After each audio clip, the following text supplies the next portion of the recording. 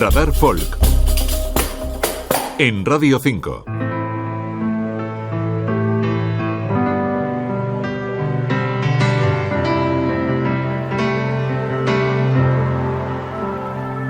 Gieldu, el grupo asturiano de folk que supone el regreso a la música celta New Age.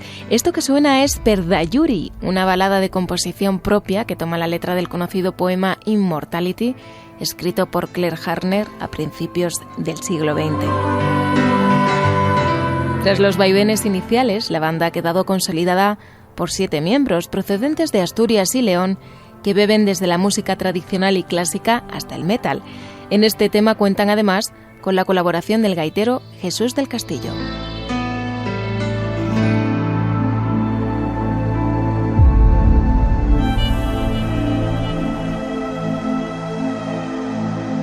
Do not stand at my grave and weep. I am not there. I do not sleep.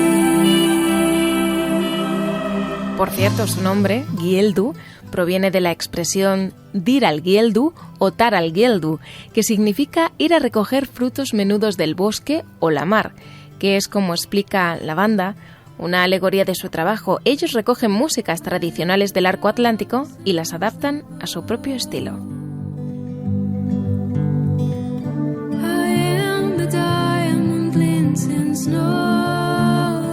Irene Rivas, Radio 5, Todo Noticias.